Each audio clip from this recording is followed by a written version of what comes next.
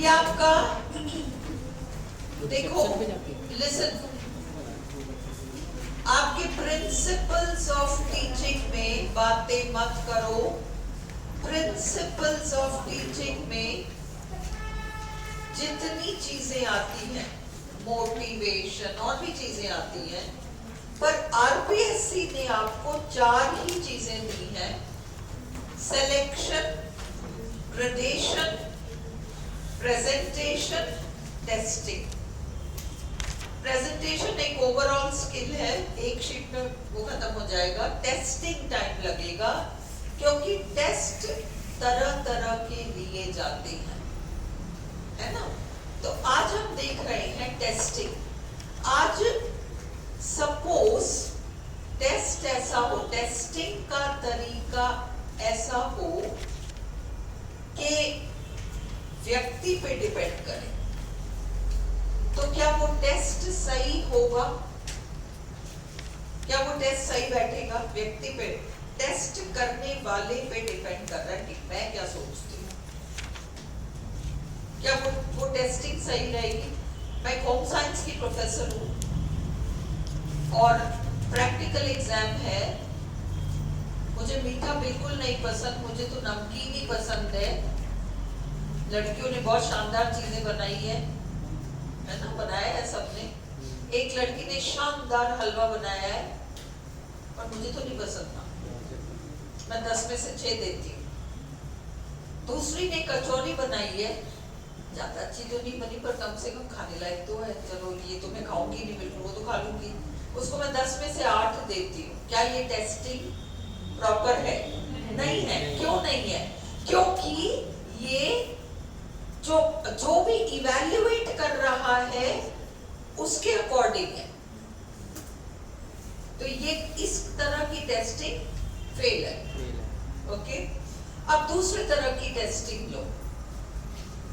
दूसरे तरह की टेस्टिंग में तुम सब अपने अपने हिसाब से लिखते हो, तुम सब अपने अपने हिसाब से लिखते हो, और उसमें एक टीचर आपके सामने आती है जिसके मापदंड बहुत ऊंचे हो जाते हैं।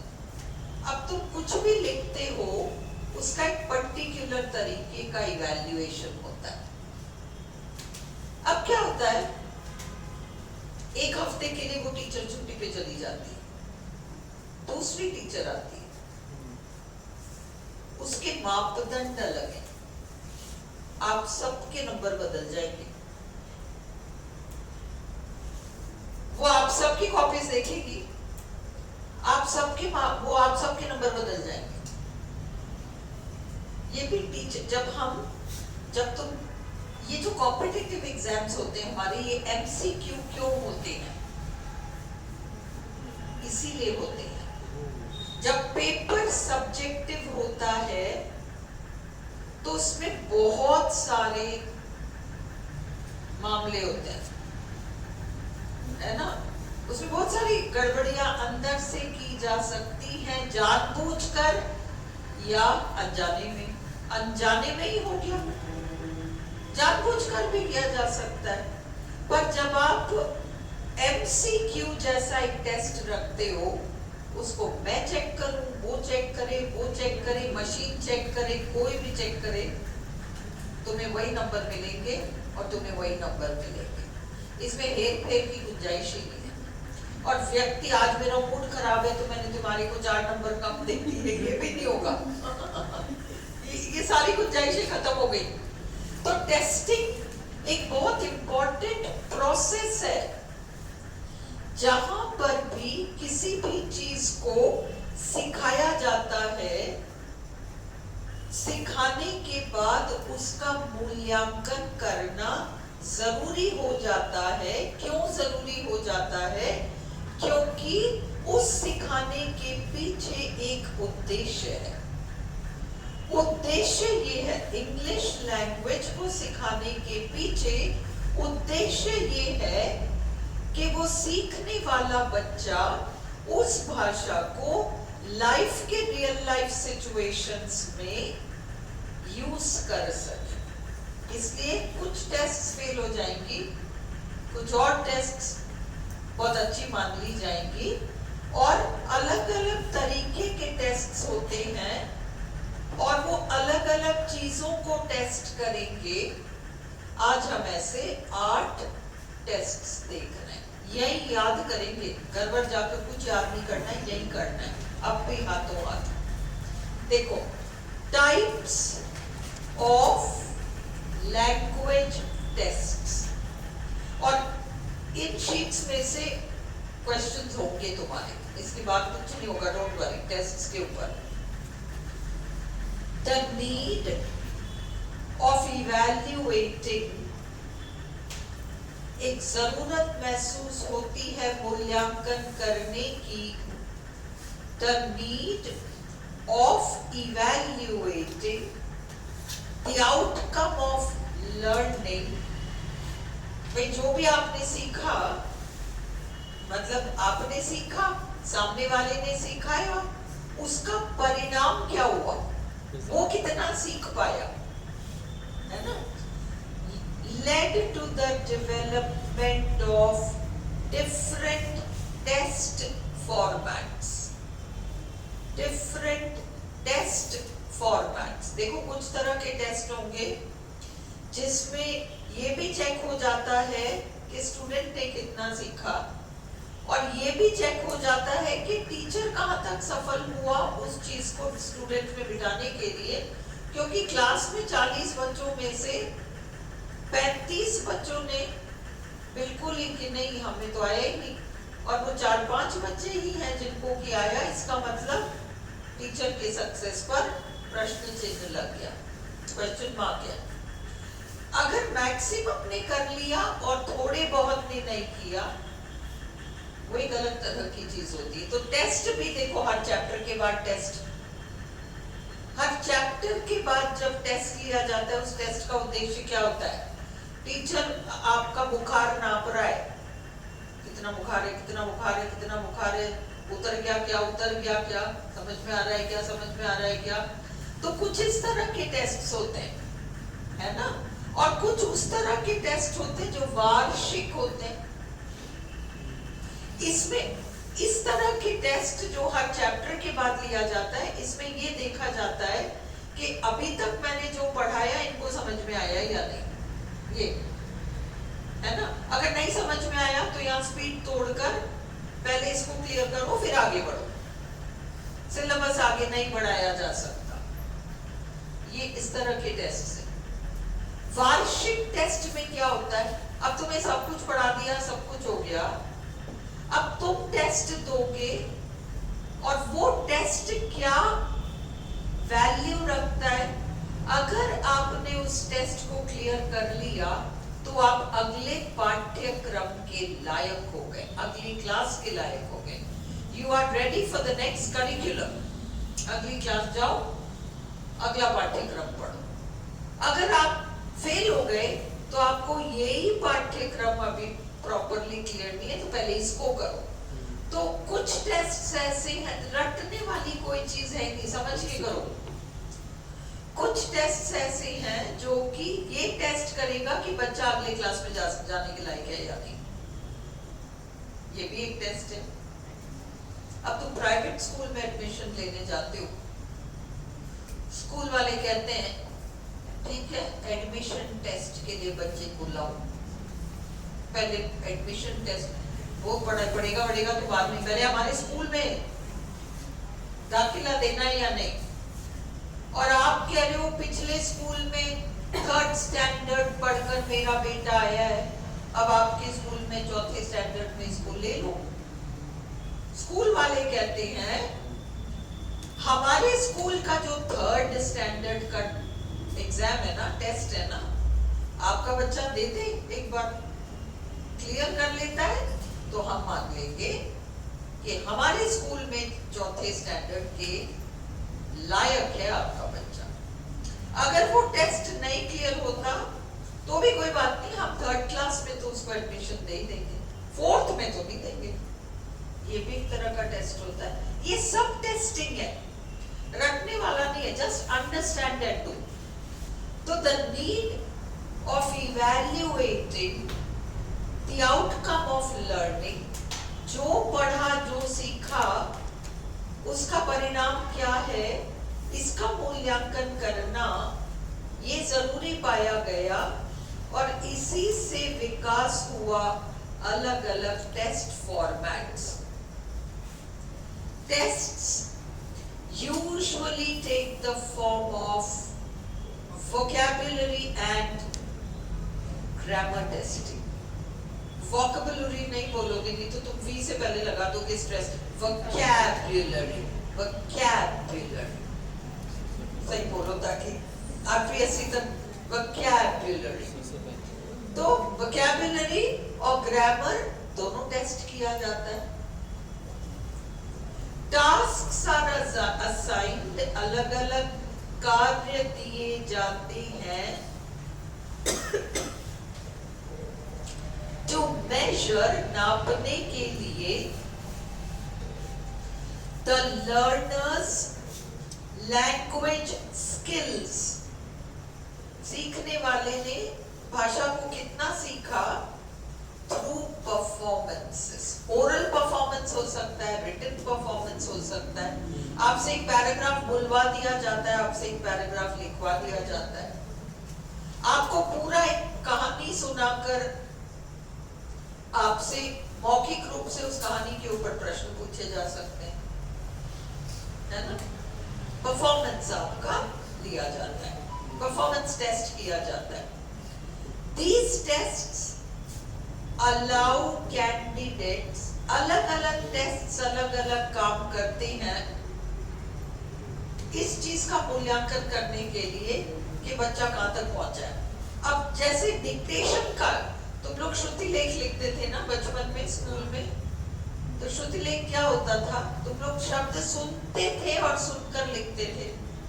डिक्टेशन उससे क्या होता है, विमला, इमला कहते हैं इसको, इमला. अच्छा, डिक्टेशन को इमला. हम लोग को तो श्रुति लेख सिखाया था, इमला. श्रुति लेख भी वही होता है, सुनकर लिखना, इमला. ओके, सो इसका एक पर्पस क्या है, इसका क्या पर्पस है डिक्टेशन का. आपकी स्पेलिंग्स चेक हो जाती है, स्पेलिंग्स. और फिर क्या होता है, अगर आपने गलती करी तो क्या आपकी टीचर कहती थी कोई बात नहीं, कहती थी घर जाके इसको इस शब्द को 10 बार लिख के कर लाना. ये होता था ना ये. तो इससे क्या होता है, जब आप बार बार लिखते हो तो आप उसको सीख लेते हो. ये भी एक तरह का टेस्ट है ना. तो अब अपन को ये देखना है इस पूरे में कि ये डिक्टेशन ये कौन से टेस्ट के अंदर आता है, यही याद करेंगे अब. तो these tests allow candidates to demonstrate, इसको स्ट्रेस में लो, demonstrate the variety of language skills that are necessary in a real world context. मतलब बच्चा केवल भाषा को सीख के और यूं ही न चला जाए. अपन ने एक मेथड में किया था कि अगर वो बच्चा, डॉक्टर वेस्ट का मेथड था वो, जिसमें बच्चा स्कूल जल्दी छोड़ देता है, 6 के बाद वो पढ़ नहीं पा रहा, तो अब उसने जो भी सीखा है वो लैंग्वेज के नाम पर वो कितना आगे जाके रियल लाइफ में यूज कर पाता है ना. तो testing is a socially situated activity, society based activity है. लैंग्वेज टेस्ट्स डिफर, भाषा से रिलेटेड टेस्ट्स दो तरीके से हम मूल्यांकन कर सकते हैं. लैंग्वेज टेस्ट्स के बारे में हम 2 बातें कर सकते हैं. देखो, बनाने वाले ने टेस्ट को कैसे बनाया और बनाने वाले ने किस उद्देश्य से बनाया, 2 ही चीजें. बनाने वाले ने टेस्ट कैसे बनाया और क्या वो टेस्ट उसके उद्देश्य की पूर्ति करता है. जो भी टेस्ट बनाने वाले ने बनाया, उसने कैसे बनाया, किस तरह का टेस्ट डिजाइन किया, डिक्टेशन टेस्ट किया, डिक्टेशन टेस्ट दिया, एमसीक्यू दिया। अगर एमसीक्यू दिया है तो उसका पर्पस अलग होगा, डिक्टेशन दिया है तो अलग होगा। और क्या करने के लिए टेस्ट, वो टेस्ट क्या पर्पस हल करेगा, पर्पस क्या है, how they are design, test बनाया कैसे है, what purpose they are design for. दूसरे शब्दों में, in other words, the test method and the test purpose. We can distinguish दो तरह के मोटे मोटे टेस्ट, कागज पेन लेके लिखो या फिर परफॉर्म। भाई एक तो रिटन है, कागज पेन लेके, कागज पेंसिल लेके, वो एमसीक्यू वगैरह इसी तरह के, डिक्टेशन एमसीक्यू सब कागज पेन वाले। परफॉर्मेंस में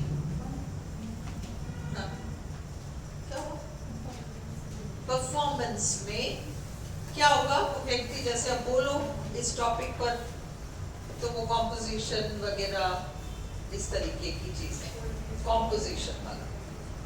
अब ये देखो, paper and pencil language tests, आज टेंसेस पर टेस्ट लेंगे। तो paper and pencil language tests are mainly used to assess knowledge of separate elements of language such as grammar and vocabulary।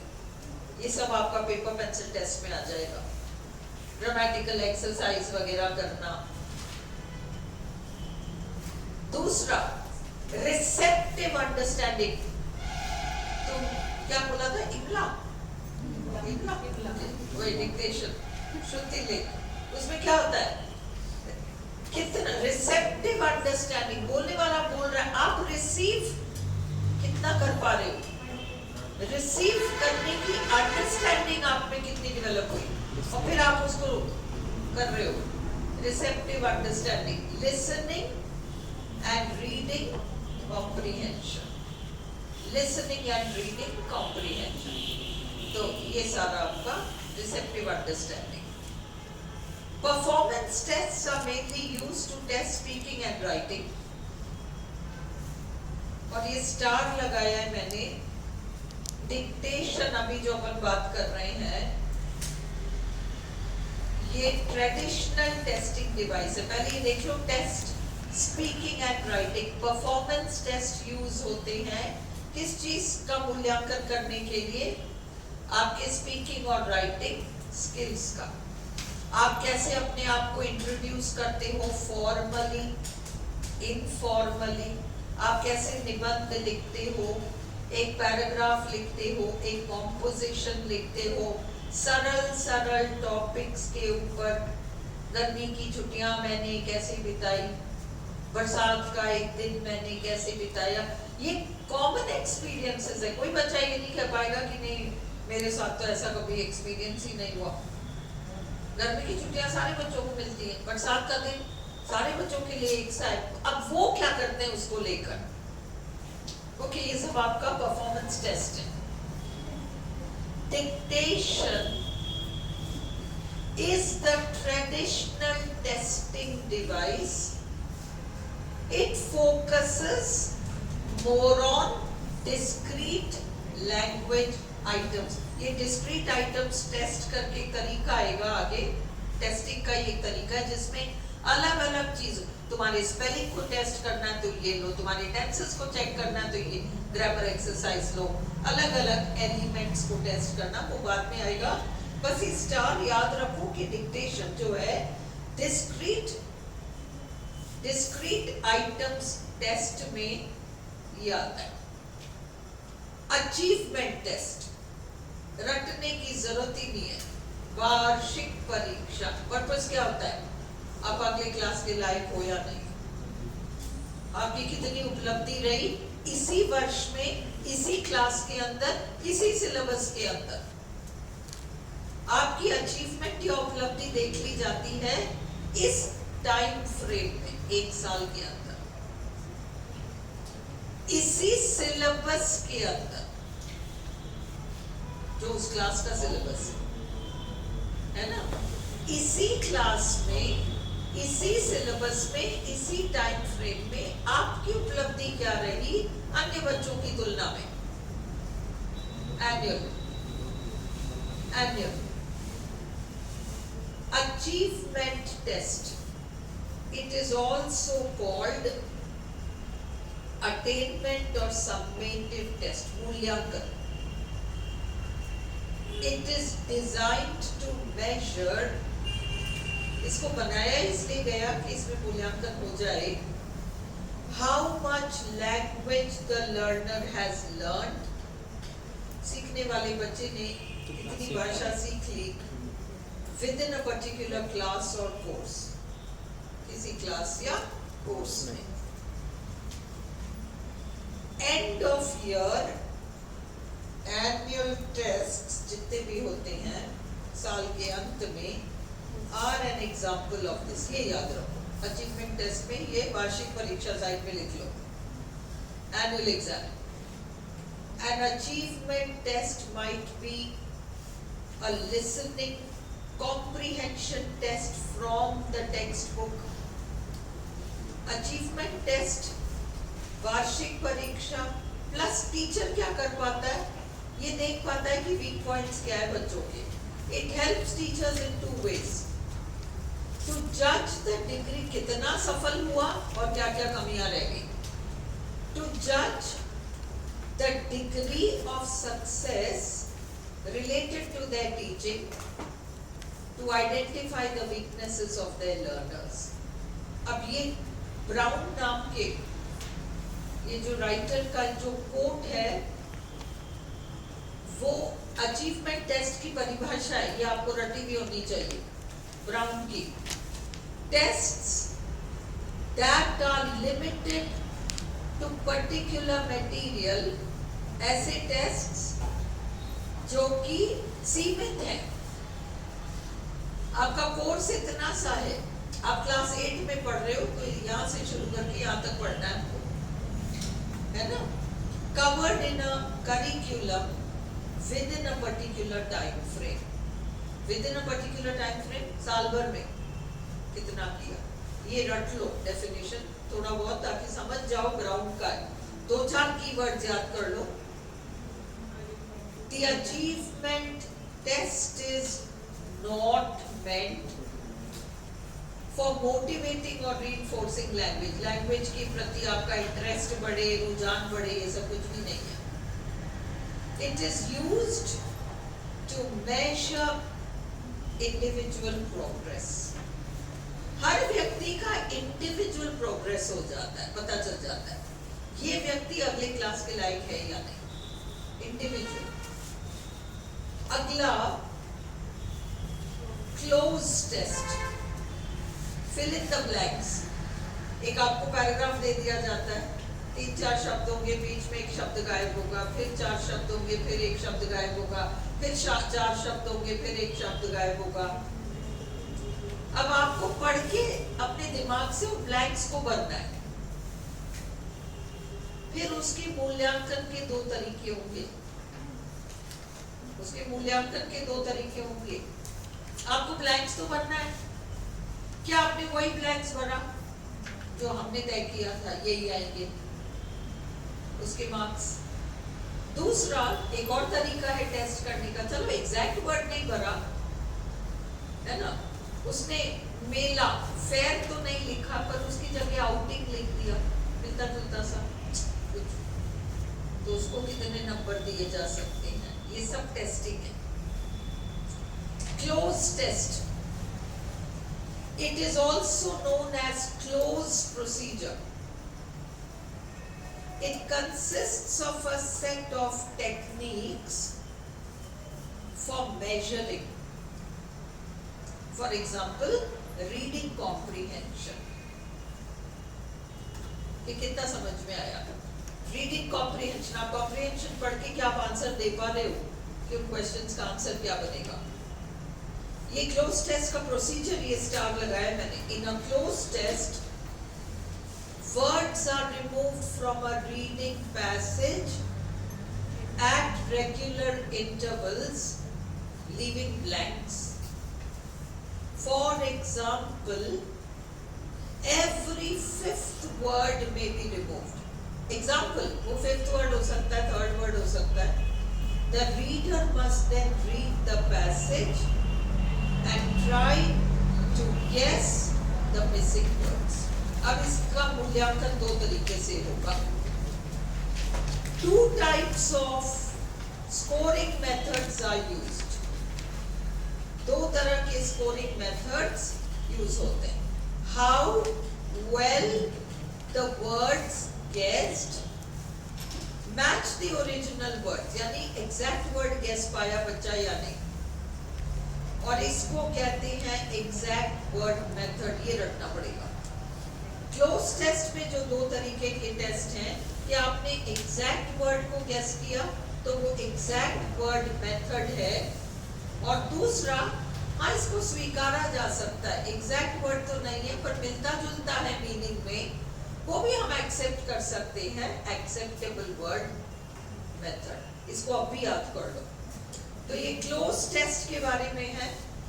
Cloze test में क्या किया जाता है, वो फिल इन द ब्लैंक्स वाला काम किया जाता है. मूल्यांकन दो तरीके से होता है.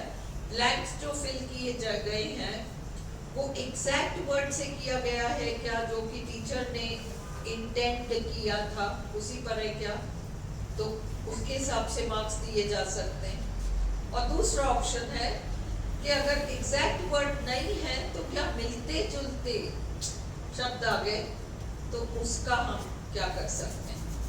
एक को हम कहते हैं एग्जैक्ट वर्ड मेथड और दूसरे को कहते हैं एक्सेप्टेबल वर्ड मेथड. इतनी गहराई में आरपीएससी नहीं जाएगा कि ये क्या होता है. आपको सिर्फ नाम बताओ तो भी चल जाएगा, पर याद कर लो. अब इसमें डीमेरिट्स क्या है. बच्चा अपनी मर्जी से कुछ लिख ही नहीं जा सकता, उसको फिल इन द ब्लैंक्स करने के अलावा कोई काम ही नहीं. The person being tested does not have the opportunity of using language spontaneously. अपनी मर्जी से कुछ नहीं लिख सकता. The person being tested fails to master the language system for particular purposes and in particular situations. जो ये fill in the blanks के थ्रू वगैरह इसको जो सीखना समझना आ गया वो ठीक है, पर खुलकर बाहर जाकर बोलने की क्षमता उसमें फिर भी नहीं आ पाएगी. तीसरा टेस्ट है डायग्नोस्टिक टेस्ट. देखो हल्की सी हरारत महसूस होती है, अब डॉक्टर के पास चले जाते हैं. फिर क्या करता है, इधर छूता है, इधर छूता है, इधर छूता है. फिर कहता है कि आपको फलाना बुखार है, अब आप ऐसा करो फलाने टेस्ट करा लो तो मुझे और अच्छे से पता चल जाए कि आपको बुखार भी है, तो कौन सा वाला बुखार है, ये वाला बुखार है, ये वाला बुखार है. वो डायग्नोस कर रहा है, वो डायग्नोस कर रहा है. उसी तरह से क्लास में वो जो सारे बच्चे होते हैं उनको वो टीचर डायग्नोस करता है, इसकी प्रॉब्लम क्या है या पूरे क्लास की प्रॉब्लम. जब अपन ने ये देखा था कि वो ए साउंड जो है problematic, it was a diagnosis कि भाई ये सारे ही बच्चे इस साउंड में अटक रहे हैं या श पे अटक, दैट्स अ डायग्नोसिस. तो इस तरीके, तो इस टेस्ट का सीधा सीधा यूज क्या होगा, इतना पढ़ने के बजाय क्या यूज होगा डायग्नोसिस वाले उसका. एक तो पूरे क्लास में क्या है, वो पॉइंट्स क्या है जो सभी के साथ वीक है ना, ये देख लिया जाता है. प्लस इंडिविजुअल, एक क्लास में अलग अलग स्तर के बच्चे होंगे, अलग अलग लेवल. कुछ बच्चे बहुत जल्दी पिकअप करते हैं, कुछ बच्चे थोड़े स्लो हैं, कुछ बच्चे उनको बहुत ही ज्यादा टाइम लग जाता है. तरह तरह से वो मिक्स्ड वाले बच्चे हैं. ऐसे में इंडिविजुअली डायग्नोस कर सकते हैं अपन कि इस बच्चे के साथ एक्चुअली प्रॉब्लम ये है, ये ठीक कर दी जाए तो ये वाली प्रॉब्लम ठीक हो जाएगी. Diagnostic test. Its purpose is to diagnose particular aspects relating to language. For example, tests in pronunciation help to determine which phonological features are weak or problematic. पूरी क्लास के लिए ये वाले साउंड्स ज्यादातर मुश्किल है. इंडिविजुअली इसको तो ये करेक्शन कराना पड़ेगा. ये फोनोलॉजिकल टेस्ट्स हैं. अब ये टेस्ट का नाम याद रखो, प्रैक्टर्स डायग्नोस्टिक टेस्ट बहुत वेल नोन टेस्ट है. और ये भी याद रखो, diagnostic tests are used before a course is begin. Course शुरू होने से पहले डायग्नोस्टिक टेस्ट होता है. This test is useful for mixed ability classes. ये रटना पड़ेगा. बिफोर अ कोर्स बिगिंस, है ना, उस वक्त तुम कहां पर हो उसमें. अगला, अगर थक रहे हो तो बता दो, पॉज कर सकते हैं हम और चलने दें. डिस्क्रीट, तुम लोग बहुत सारे लोग उवासी ले रहे हो, इसलिए मुझको लग रहा होगा. Discrete point test. Discrete point test बहुत इंपॉर्टेंट है. इस पे क्वेश्चन होने के पूरे चांसेस हैं. It is also called discrete item test.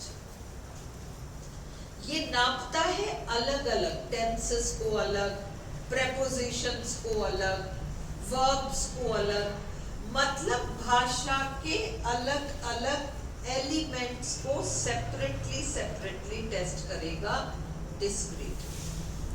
ठीक है.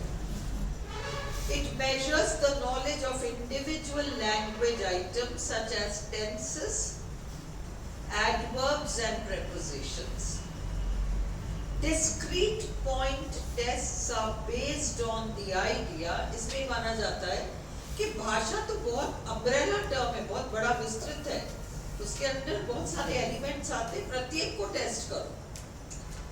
On the idea that language consists of different parts and skills. Parts में आते हैं speech, sounds, phonetics, व्याकरण, vocabulary, और skills में generally बच्चे की ability क्या है LSRW में, अलग बच्चे का aptitude क्या है. Both these are made up of elements that can be tested separately. MCQ discrete point tests हैं. अपन ने डिक्टेशन भी देखा था अभी, वो भी इसी में है. तो इधर ही लिख लो कहीं, multiple choice tests are discrete point tests. अब ये समझो, discrete point tests are different from integrative tests.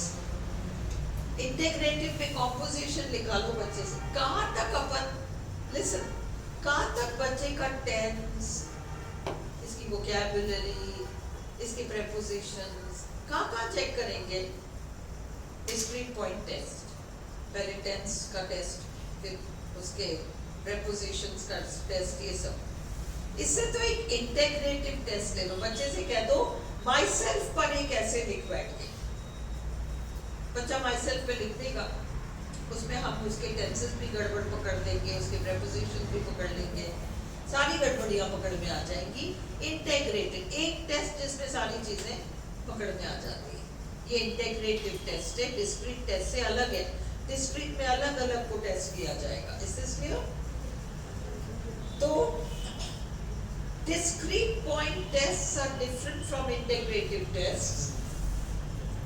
DPT, discrete point tests, tests one thing at a time. एक ही चीज की परीक्षा ली जाती है, tenses का, prepositions का.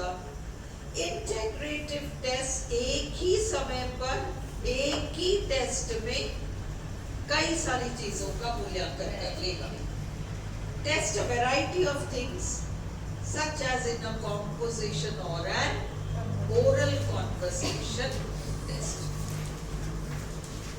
अब लैंग्वेज एप्टीट्यूड टेस्ट, भाषा कहाँ तक सीखे.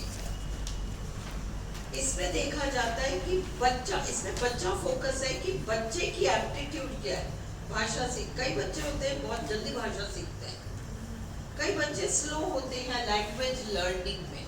सबका अपना अपना लैंग्वेज लर्निंग एबिलिटी, एप्टीट्यूड सब में अलग अलग होता है ना। तो language aptitude test, it tests the genuine ability of a student to learn a language. Okay, such an ability is a combination, जिसको हम कहते हैं भाषा सीखने की एबिलिटी। उसमें क्या क्या आती है, साउंड भी आएगा, वोकैबुलरी भी आएगा, ग्रामर भी आएगा, है ना, plus phonological ability, stress, intonation, vowel quality, ये सब आ जाएगा। syntactic ability, आप उसको ढंग से जोड़ सको, syntax, the cat is on the mat is on the cat, syntax आपको क्लियर हो जाए, arrangement क्या होना चाहिए। Recognizing parts of speech and similar grammatical functions, किसके बाद क्या आता है। Psychological ability, ability to infer, मतलब जो भी है लिखित चीज उसका मतलब निकाल पाना। Inductive learning etc, पढ़ लिया अब खुद ही ने मतलब निकाल लिया, इसका यही मतलब होता होगा, इस तरह की चीज। क्रिस्टल बहुत बड़ा लिंग्विस्ट है, जैसे वहां ब्राउन था, क्रिस्टल का ये सिर्फ समझो कि क्रिस्टल कहते हैं कि लैंग्वेज लर्निंग एबिलिटी में ये सारी बातें आती हैं। एम्पैथी, दूसरे के पॉइंट ऑफ व्यू को समझना, अडेप्टेबिलिटी, जल्दी से एडजस्टमेंट कर पाना, असर्टिवनेस, मतलब अपनी बात पर अड़े रहना, गुड पावर ऑफ एप्लीकेशन, सीखी हुई चीज को ढंग से अप्लाई कर पाना। लैंग्वेज एबिलिटी टेस्ट्स मेजर, अब ये 4 हैं, इनमें से एक को छोड़कर या इनमें से एक को छोड़कर चौथा कुछ घुसा देंगे, इसलिए ये 4 आपको याद होने चाहिए। Sound coding ability, inductive learning ability, मतलब खुद ही निकाल ले वो, यही मतलब होता होगा इस शब्द का। Memorisation, grammar coding ability, memorisation आपको सिखा चुके हैं, ये आपको सही समय पर कुछ शब्द याद आ रहा है या नहीं, तो ये सारा आपका लैंग्वेज एप्टीट्यूड टेस्ट में आ जाता है। ये तो रटने वाली चीज है, डेफिनेशंस, और ये तो रटना पड़ेगा। प्लेसमेंट टेस्ट, अब याद रखो, अचीवमेंट टेस्ट तुम्हारी वार्षिक परीक्षा थी, प्लेसमेंट टेस्ट बच्चा स्कूल जाता है, एक स्कूल से पढ़ के दूसरे स्कूल में एडमिशन लेने जाता है, वो कहता है मैं तो क्लास 3, उसके माँ बाप कहते हैं क्लास 3 पास करके अब अपने स्कूल में आप चौथी में लो, ये ना रिपोर्ट कार्ड, हमारा बच्चा तो क्लास 3 पास करके आया है। आप कहते हो हमारे यहाँ तो जो क्लास 3 का स्टैंडर्ड है हम देखेंगे, तो आपके बच्चे को आप प्रिपेयर करके टेस्ट के लिए लेके आओ, हम प्लेस करेंगे, हम इसकी जगह ये 3 में है, 3 में ही रहने लायक है या ये 4 में जाने लायक है, हम रटो मत, जस्ट अंडरस्टैंड।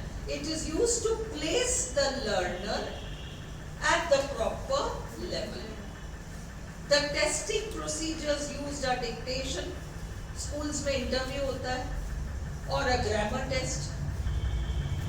Both discrete का मतलब tenses, अलग-अलग चीजों पर test, and integrative can be used. ये याद रखो, placement में discrete and integrative दोनों हो सकते हैं। ये टेक्निकल बातें इसके अंदर, ये एग्जाम के पर्पस से याद रहना पड़ेगा।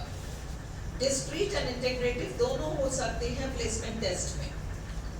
प्रोफिशिएंसी टेस्ट, देखो कई बार अब ये तुम लोग भी जानते हो कि जैसे अब सपोज यहाँ से एक इंजीनियर क्वालिफाई होकर अच्छी खासी उसने सॉफ्टवेयर इंजीनियर सब कुछ कर लिया उसने, अब वो जा रहा है विदेश, अमेरिका जाना चाह रहा है, वहाँ नौकरी करने जाएगा। पहले उसको एक टेस्ट देना पड़ता है जिसमें उसको साबित करनी पड़ती है कि मेरी वहाँ तो कोई हिंदी नहीं बोलेगा ना, तो इसे वहां तो लैंग्वेज इंग्लिश बोली जाएगी, तो आपका लेवल क्या है इंग्लिश का?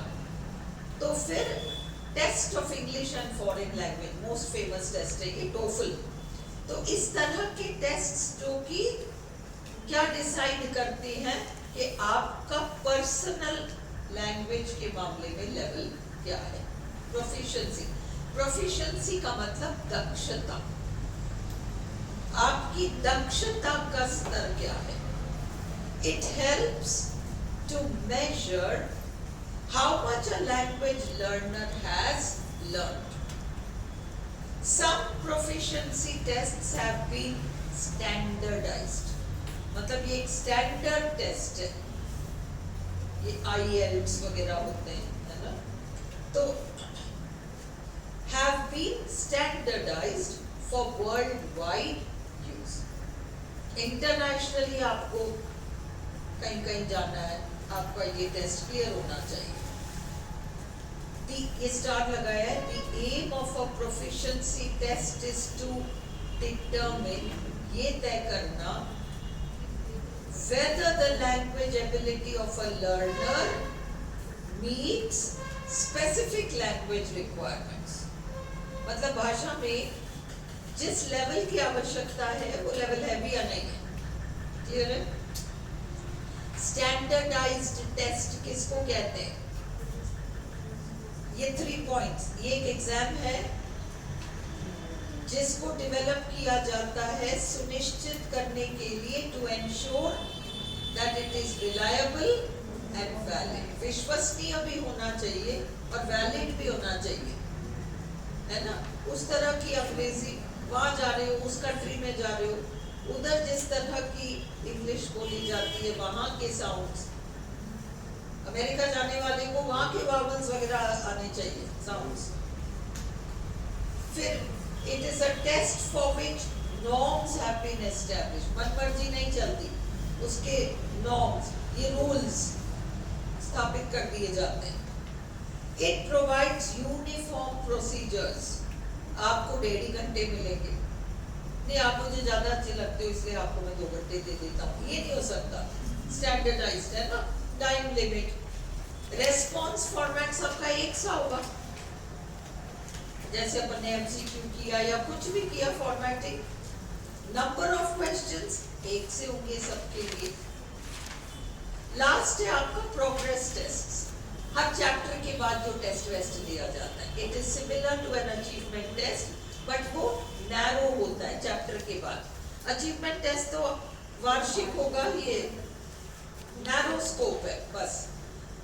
It is similar to an achievement test, but it is much narrower and specific. It may be used at the end of a chapter, topic or unit.